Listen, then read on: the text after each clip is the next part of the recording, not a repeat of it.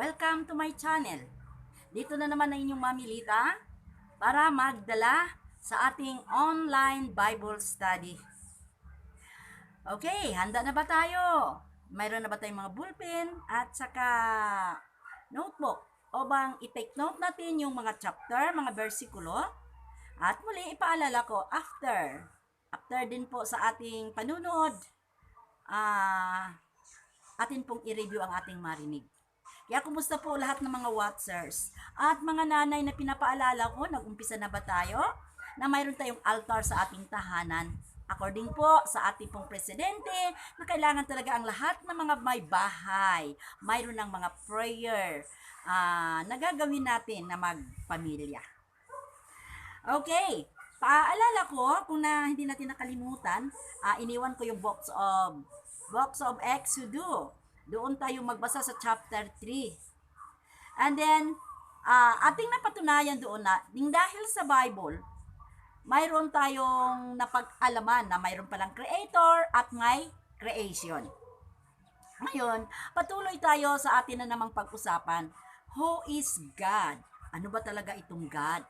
So, para hahantong tayo kung sino ba talaga yung God na atin pong pinag-usapan, ipakilala ko muna sa inyo, through the Bible, yung mga tao pong naka-record sa Biblia na lagi po silang tumatawag sa Diyos.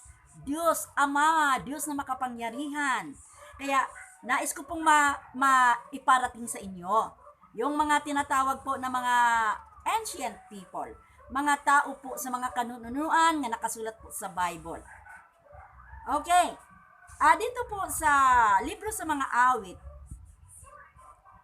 naroon pong nagsasabi dito ito pong itinatanong ko na, who is God? Idagdag po natin sa ating kalaman na ang atin pong Diyos ay hindi makikita dahil siya ay Espiritu. Ang Diyos na ito ay source of everything. Lahat, makikita at hindi makikita ng mga bagay na kailangan at hindi kailangan ay nagmula ng ating Panginoon. And then, ang Diyos na ito ay hindi siya nawawala ni minsan, ni kahit man lang sandali, hindi siya nawawala sa iyong presensya. Okay? Ang Diyos ay tinatawag na omnipresent God. Omnipresent God. Anong ibig sabihin yan? Okay. Dito sa box of Salmo o mga awit, nagsabi dito sa 139. Inaanyayahan ko kayong babasahin nyo itong whole chapter sa 139 Salmo kon mga awit. Mayroon lang po akong selected verses na sasabihin po sa inyo. Sa pagpapaliwanag po itong word, omnipresent God. Makikita sa chapter 139 verse 6 to 12, nagsabi pa dito, nagtataka ang sarili ko, alam mo ang aking buhay. Di ko kayang unawain ang iyong karunungan, Panginoon. In verse 7, saan man ako magpunta upang ako'y magkatakas sa iyo, ang espiritu mo ay lagi hindi ko maiiwasan. So, hindi siya makaiwas sa iyo. Tayo hindi makaiwas sa Panginoon.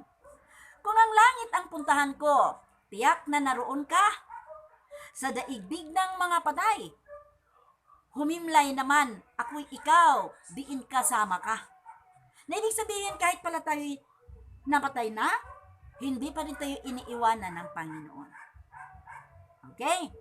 Kung ako may makalipad, umiwas sa pasilangan, o kaya sa tirahan ko'y doon sa pinakadulong kanluran, tiyak ikaw ay naroon upang ako'y iyong tulungan. Praise God. Alam kasi ni Moises na ang Diyos na ito, hindi talaga siya mawawala sa atin. Then, sabi niya ito sa huli, kung ang aking pagtaguan ay dilim na pusikit, madilim na parang gabi, ang liwanag sa paligid ay maging itong kadiliman sa iyo ay hindi dilim. So, para sa amin, ngit-ngit na, pwede mi maghimog sala, kay ngit-ngit na, gabiin na, nagtago ko.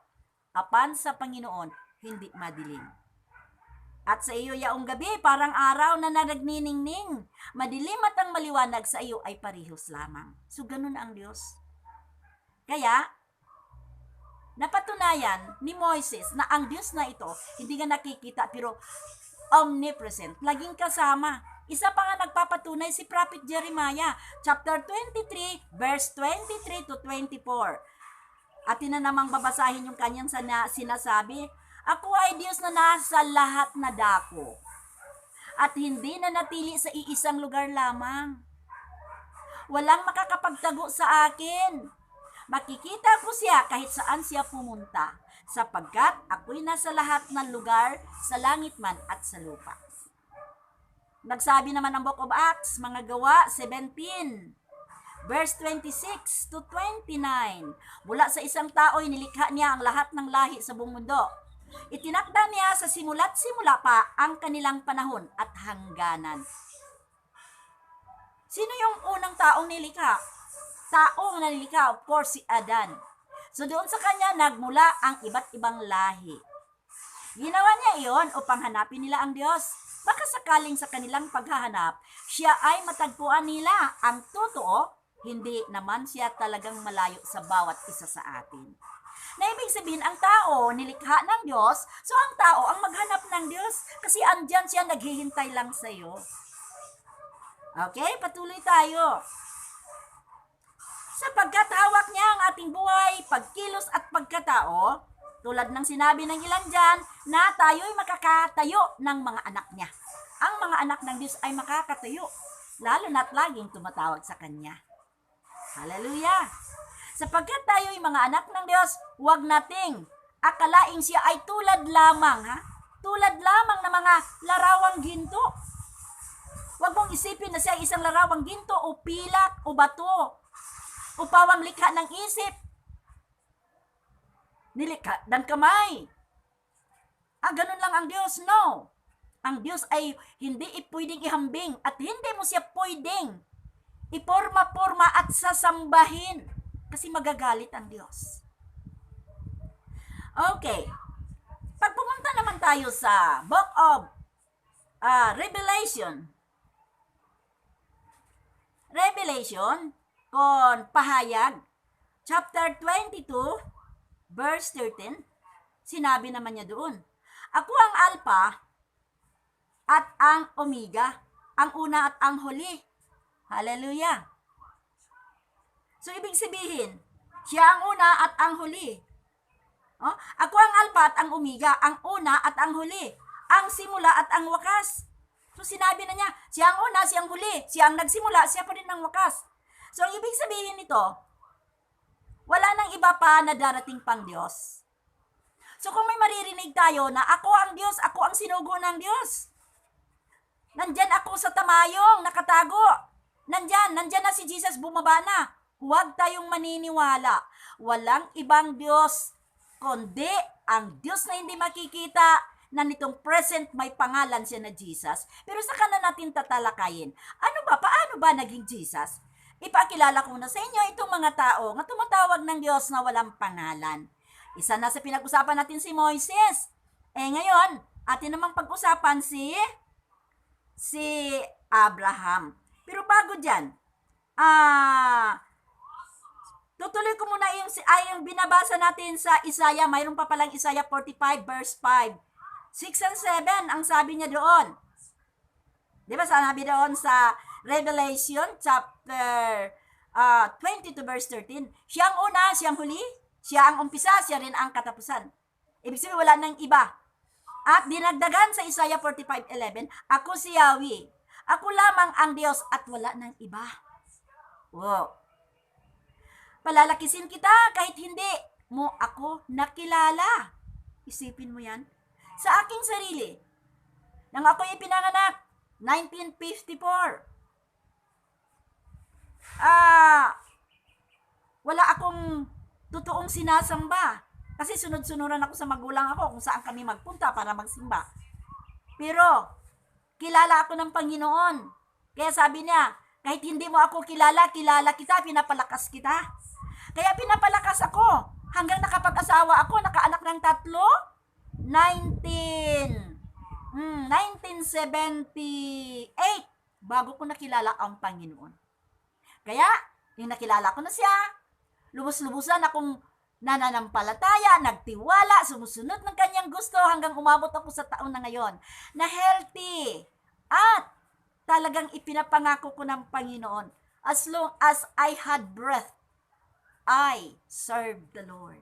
Kaya kahit dito ako sa bahay, kahit lockdown ang ibang lugar o sa lugar natin, I'm still visiting the house of everyone who open their YouTube.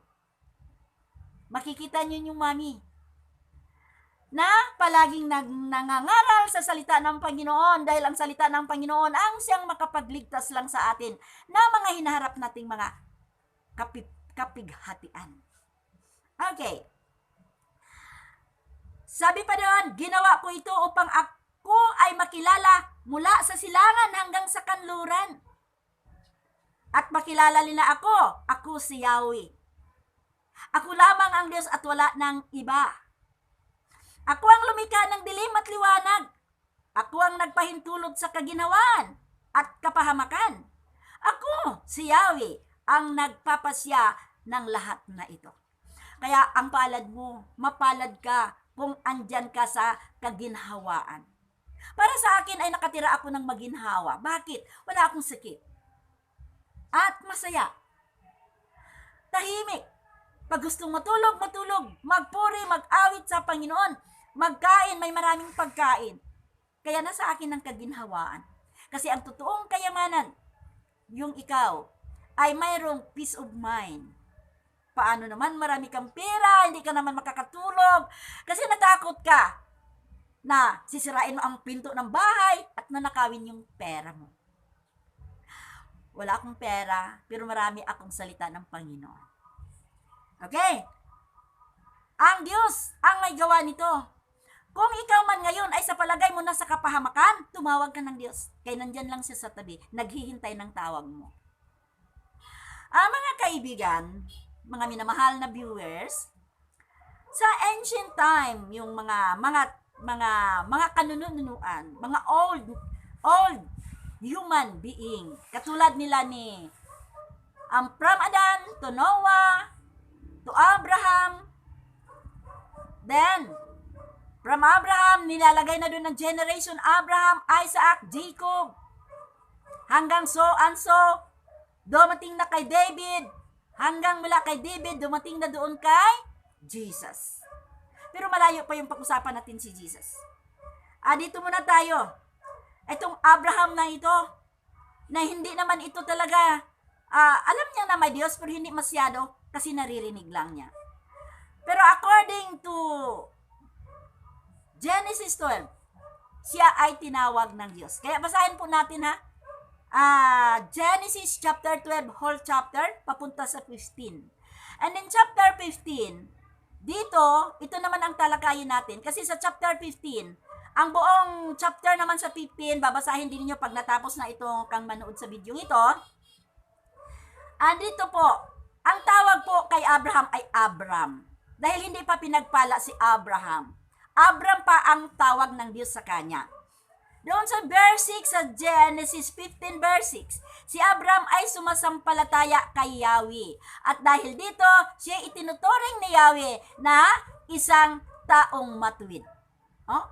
He is righteous before the Lord. Dahil siya ay madaling maniniwala, sumasampalataya at sumusunod sa lahat na sinasabi ng Panginoong Diyos. Okay. Ang daming pangako ang Diyos sa kanya, kaya hindi siya nag-alinlangang magtanong sa kanya. Sabi doon sa verse 8, sa chapter 15, sabi niya, Panginoong Diyos, paano ko malalaman na itong mga sinasabi mo ay magiging akin? Sumagot naman ang Panginoon, okay, magdala ka dito sa akin ng baka, kambing na babae, at isang karnero. Ang baka kailangan 1 taon, ang babaeng kambing 1 taon, ang tupa or karnero 1 taon. So tingnan mo, specific ang hiningi ng Diyos. Ito ay ialay ng Diyos, ialay ni Abraham sa Diyos. Pero, ang Diyos ang nagsabi. Kaya ang Diyos pala ay humihingi. Okay. No. Ay hindi pala, no? Dalhan mo ako ng isang baka, isang babaeng kambing, at isang karnero. Bawat isa ay 3 taon ang gulang. So, 3 years pala ang gulang na gusto ng Diyos na ibibigay ni Abraham. Okay. So, nagdala siya. Then, sinabi sa kanya, verse 10, basahin natin sa verse 10. Ang sabi niya doon,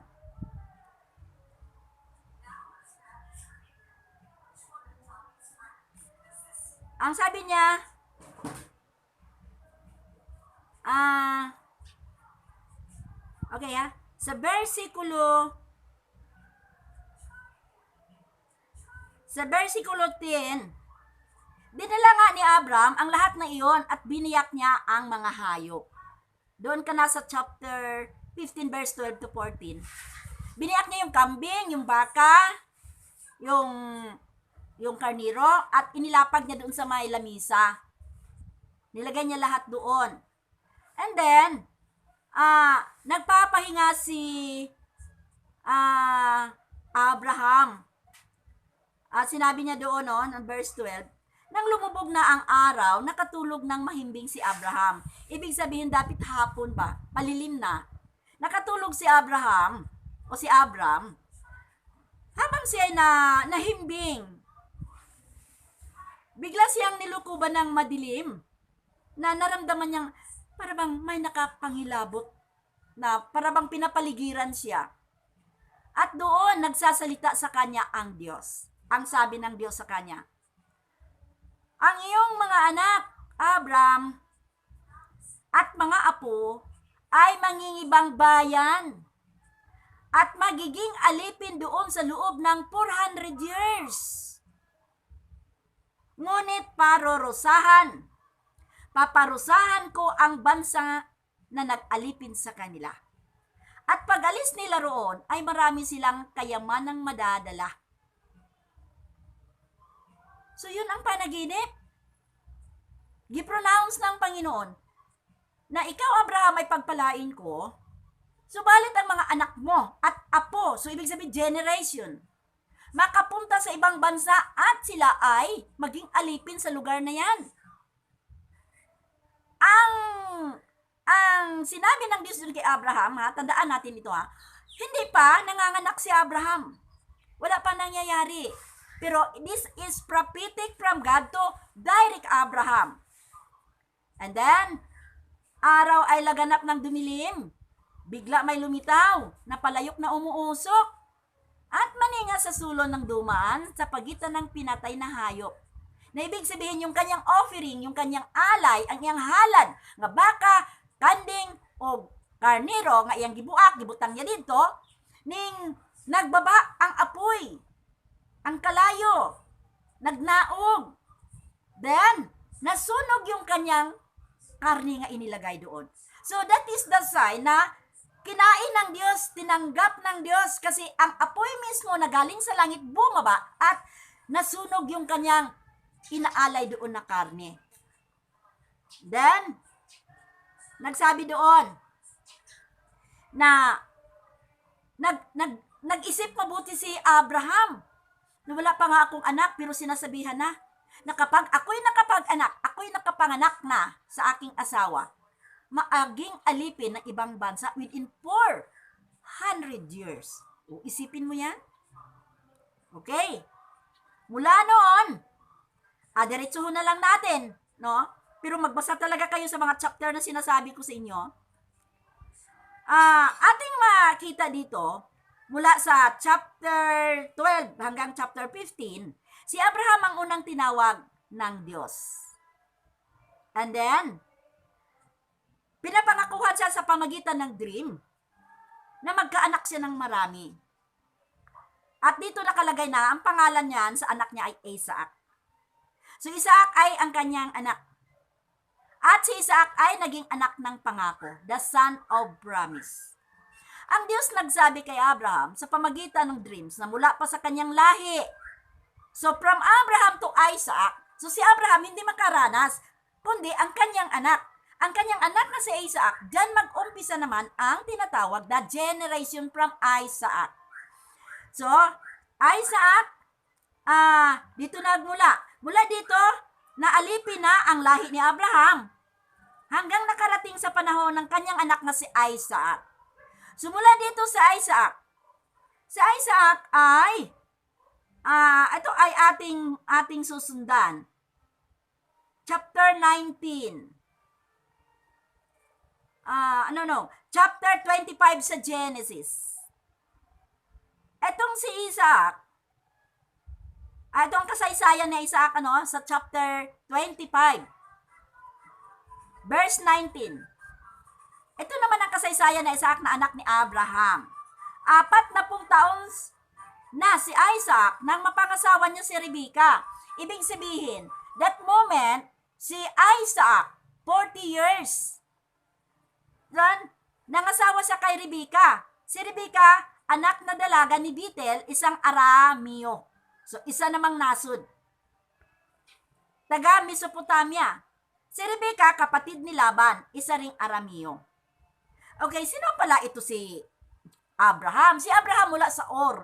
Marami silang Diyos doon. Kinuha siya ng Diyos, dinala sa Kanaan. Ano nag-umpisa ang kanyang history? And then, hindi makaanak si Rebecca. Isipin mo yan. Kasi si Rebecca ay isang baog. Hindi makaanak. And then, sabi niya, hindi makaanak si Rebecca, kaya't nananalangin kay Yahweh. Dininig naman siya. At si Rebecca ay naglilihi. Okay? Wow! Verse 22.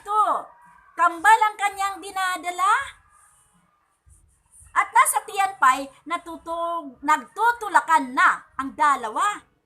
Kaya't nasabi ng ina, kung ngayon pa'y ganito na ang nangyayari sa akin, bakit ba ako mabubuhay? Para bang natakot na si Rebecca? Kaya't siya'y nagtanong kay Yahweh. Ganito naman ang sagot ni Yahweh. 2 sanggol ang dala mo sa loob ng iyong tiyan. Larawan ng 2 bansa na magiging magkalaban. Pinaalam na, twin na sila, magkalaban pa. So sabi niya dito, magiging higit na malakas ang mas bata kaysa nauna. Kaya maglilingkod ang mas matanda sa bata niyang kapatid. Wow. Genesis 25, ito hanggang 34. Nagsabi dito, nang lumabas na ang pangalawa, nakahawak ito sa sakong ng kanyang kakambal. Kaya, Jacob naman ang itinatawag sa kanya. So, ibig sabihin, unang ilimabas, si Esau, panganay. Habang nasa labas na siya, ang kamay ni Jacob, doon pa sa sakong, kung sa tikod ni Esau. So, pasunod na silang lumabas. Kaya yan ang pangalan. Jacob ang pangalan dahil humahawak daw sa sakong. Ito namang si Esau ang umuuna. Siya panganay. So, tandaan na natin Ngayon, 60 taon si Isaac noon. Ay, ibig sabihin, 40 years siya nag-asawa at ngayon 60 na. So, 20 years na ang kanyang pamilya. Lumaki ang mga bata, naging mahusay na mga ngaso si Esau. At sa kaparangan na halos tumira. Yung ibig sabihin doon siya hunter siya. Naghuhuli siya ng mga damo, basta kaysa doon siya sa damuhan, doon siya sa forest siya doon nakatira. Nanghuhuli siya ng mga makain doon sa bundok. Si Jacob naman ay tahimik at lagi lang sa bahay. Higit ang pagtingin na Isaac kang Esau. Ito si Isaac, ito nga yung papa, na anak ni Abraham. Ang anak ni Isaac ay si Esau at saka si Jacob. Mas mahal ni Isaac si Esau. Palibhasa, kinawiwilihan niyang kainin ang mga nahuhuli nito sa pangangaso.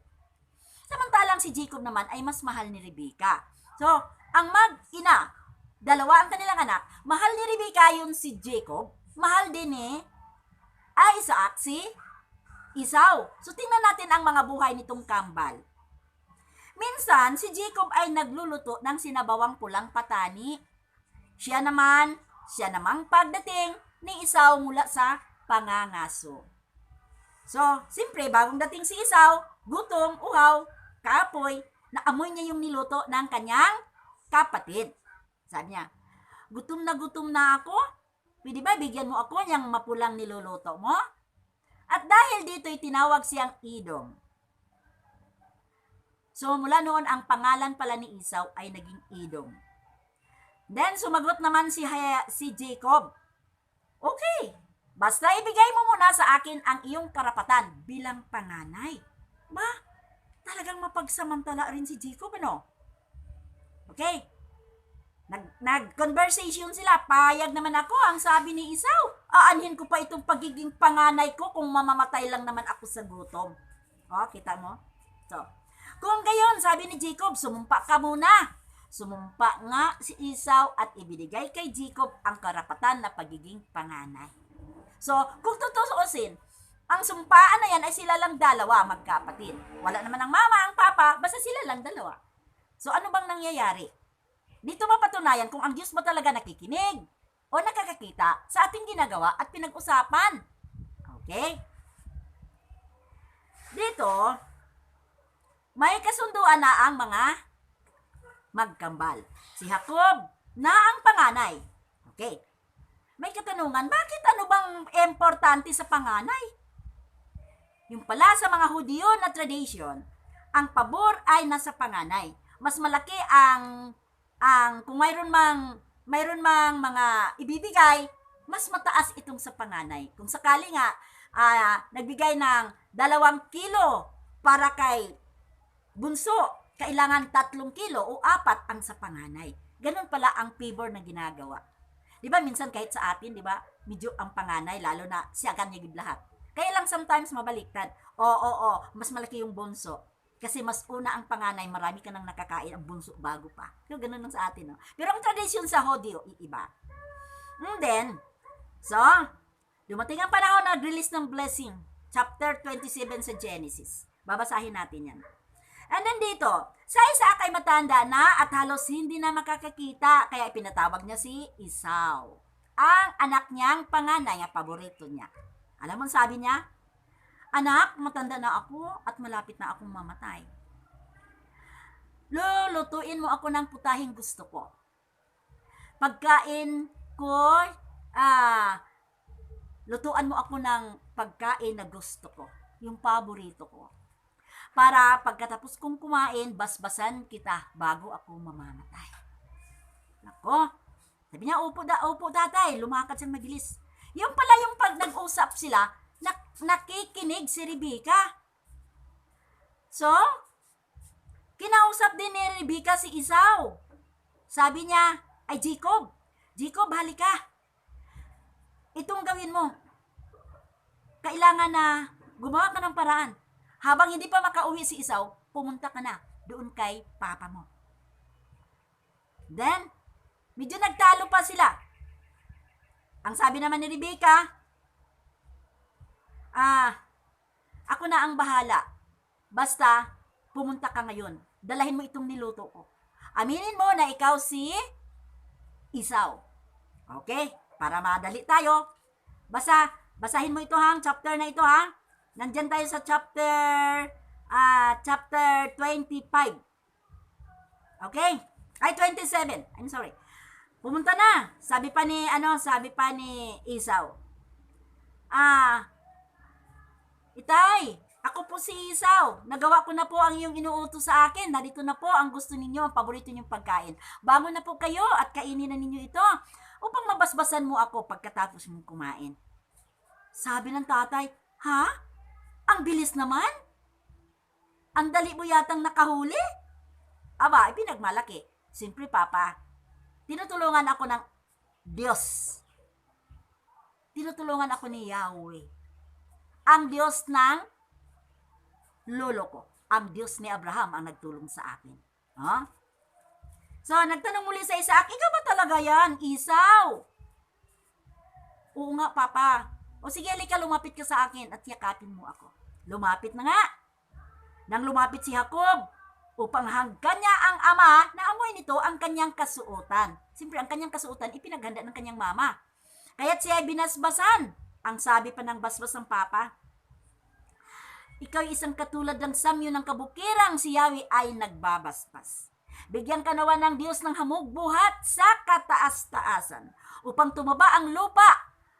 Mo'y ikaw na may makaranas ng saganang pag-ani at katas ng mga ubas. Yun ang kanyang ibinasbas, kanyang prediction or declare ng Papa papunta sa kanyang anak. At hayaan ang mga bansay gumagalang sa iyo. At ang iba ay maging alipin mo bilang pinuno. Ikaw ay kilalanin, igagalang ka sa mga kapatid mo. Mga anak ng iyong ina ay yuyuko sa iyo. Sila nawang sumusumpa sa iyo ay sumpain ko. Ngunit ang magpapala sa iyo ay pagpapalain ko. Na grabe. Kung sakali pala itong mga tao na yan, magagalit kang Jacob, kang Esau, pagkagalitan ng Panginoon. Ang pagpapalain, kung kinwari, dato na ko, oy, lalong pa datoon, wala kang kwenta nga tao. Nako, kalaban ng Diyos ang umaapi kay Esau. Pero, ang malas, kay hindi man si Esau, kundi si Jacob. So, ang lahat na declaration na pagpapala to release a blessing is for Jacob. Magtanong tayo, bakit? Kaya, of course, panganay eh. Tinatawag ni Isaac ang panganay nga si Esau. Ang problema, hindi naman alam ng Papa na mayroon na palang sumpaan ang magkakambal. So, sundan natin. Mga anak na yaon. Okay, dahil dito, nakuha ang basbas ng ama papunta sa anak at sa kanyang generation nga si Jacob. Si Jacob, dumating sa panahon na mag-asawa na. Kasi hindi natin tatalakayin yung ibang chapter, pero basahin lang bala ninyo itong Genesis na sinasabi ko. Dahil yung makikita talaga ang detail na history sa buhay ni Isaac, from Abraham, Isaac, Jacob, and Esau, papunta pa kung sino pang generation na atin pong ipapaalam sa inyo na sila ang taong tinatawag ancient na tumatawag ng Diyos na hindi nakikita. Kaya, punta na tayo sa Genesis 28. Selected verse, sabi dito verse 1. Kaya tinawag ni Isaac si Jacob at matapos basbasan ay pinagbilinan, huwag kang mag-asawa ng Canaanites, mga Kanaani, mga kataga-Kanaan. Sinabi niya. Kasi sa lugar na yan, dyan man sila sa Kanaan. Pero may mga lugar na nagsasamba ng Diyos-Diyosan kaya ayaw niya. Isa na yung Kanaan. And then verse 2, pumunta ka sa Mesopotamia o mayroong instruction. Isa pa dito ang magawa natin, ang nakuha natin. Jacob is sumusunod sa instruction ng mama. Kaya sa kanya natanggap ang mga pagpapala. Yung tinawag naman siya ng kanyang papa para mga sawa, instruction pa rin. Kaya isa rin ito sa ating mga anak na may instruction ng papa na dapat nating sundin. Mga pagpapala ang ating makakamtan. Sabi niya, pumunta ka sa Mesopotamia, sa bayan ng iyong lolo, na si Bitil. Doon ka pumili ng mapangasawa sa mga pinsan mo, sa mga anak ng iyong tiyo, Laban. Verse 3, sa iyong pag-aasawa, pagpalain ka ng makapangyarihang Diyos. Wow! At naway, magkaroon ka ng maraming anak upang ikaw ay magiging ama ng maraming bansa. Yun ang declaration ng kanyang ama na si Isaac. Verse 4, pagpalain ka nawa. Niya'y gayon din ang iyong lahi tulad ng ginawa niya kang Abraham. Mapasa iyo nawa ang lupaing ito ng iyong tinitirahan, ang lupang pinapangako ng Diyos kang Abraham. Pinapunta nga ni Isaac si Jacob sa Mesopotamia sa tiyuhing Laban, na anak ni Betel na taga-Aramia. Si Laban ay kapatid ni Rebecca, na ina ni Jacob at Esau. Hindi ba kayo nalilito sa ating story? Dumating si Jacob sa lugar ni Laban na kapatid ni Rebecca. Okay? Nandito na siya sa lugar ni Laban. Genesis 29, basahin niyo ang whole chapter. Mayroong dalawang magkakapatid, pulos magaganda, pwede siyang magpili doon. Si Leah na sinasabing mapupungay ang mga mata at ito namang si Raquel na nakakaakit ang kanyang ganda. So, nabighani si Jacob kay Raquel, kaya't ang sabi niya kay Laban, paglingkuran ko kayo ng 7 taon para kay Raquel. So, sa kanila palang tradisyon, sa doon sa Aramea, sa lugar nila ni Laban, kailangan ka munang maglingkod, magsilbi ng 7 years bago mo makuha yung babae. So, sa madaling sabi, nag-umpisa si Jacob magsilbi ng 7 years para kay Raquel. So, dumating ang 7 years, parang ilang araw lang. 7 years na. So, sinabi ni Laban,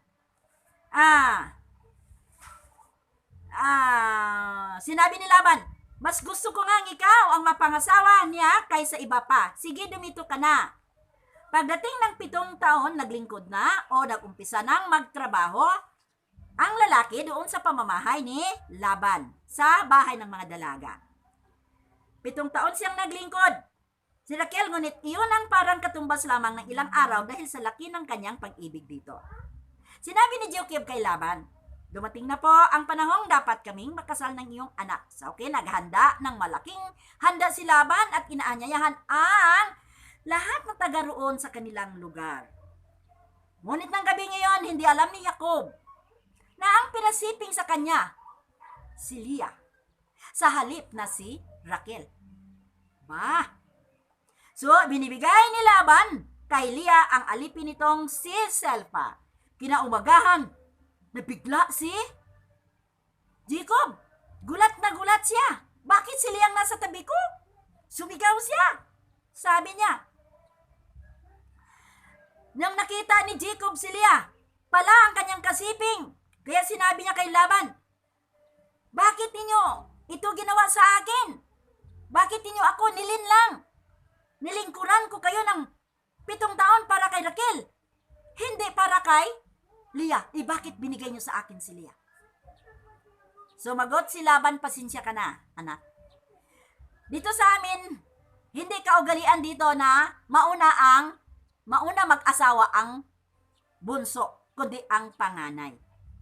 Pero, huwag kang mag-alala, patapusin lamang itong 1 linggong pagdiriwang sa pagtapos ng ating pagdiriwang. So, iba pala sila, no? Pag nakasal, 7. Tapusin muna natin itong pagdiriwang. Kay may 7 days pala silang magdiriwang. So, ang tanong ba dito, bakit ba nang paghiga ba ni Leah doon o pagpasok sa kwarto, hindi ba alam ni Jacob ang amoy ni Raquel o amoy ni Leah? Siguro sa ating panahon malalaman mo. Amoy lang malalaman mo na. Pero noong panahon nila, kahit paghipo ng daliri, hindi pwede. So, parang hindi ka paniwalaan, no? Kaya nangyari, ang kanyang first night bilang marriage ay si Leah. Pagka umaga, nag-worry siya kaya hindi niya gusto si Leah. Pero, sabi naman ni Laban, yung papa, patapusin mo muna natin ang 1 linggong pagdiriwang na ito. At pagkatapos ay ibibigay ko sa iyo si Raquel kung kondisyon na naman. Paglilingkuran mo naman ako ng ibang 7 years. So ano pa bang magawa ni Laban ay ni Jacob? Opo, maglilingkod ako basta sa akin si Raquel. So, after 1 week, ibinigay niya ni Laban si Raquel bilang asawa na ni Jacob. At si Jacob naman ay nag-umpisang bilang na naman na mag 7 years para wala siyang utang kay Laban. So, sa wakas, naangkin ni Jacob ang kanyang minamahal na si Raquel. Nako. Kung gayon, sinipingan na niya. Ang problema naman kay 4 na ang anak ni Leah, ito naman pala si Raquel ay baog, hindi nanganganak. So, nainggit na. Nainggit na si Raquel sa kanyang kapatid sapagkat hindi siya makaanak. Sinabi niya kay Jacob, mamamatay ako kapag hindi ako makaanak. Kailangan manganak tayo. Nagalit si Jacob sa kay Raquel. Bakit? Diyos ba good ako? Ako ba ang pumipigil na hindi ka makaanak? Kaya may naisip si Raquel. Siya, okay, itong gagawin mo. Titingnan natin ano bang naisip ni Raquel.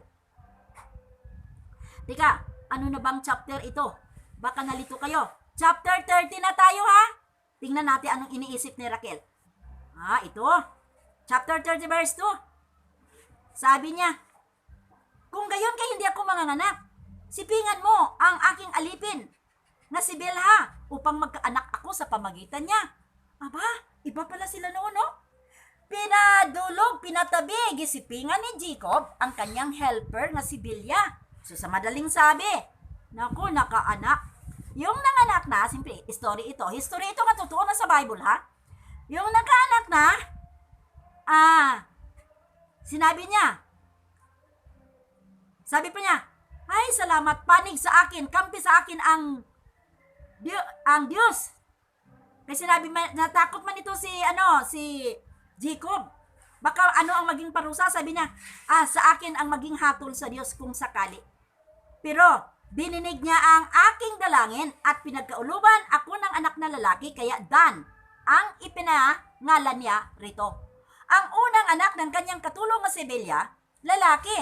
So sabi niya, sinasagot, tinutugon ng Panginoon ang kanyang panalangin. May pangalan siya nga Dan.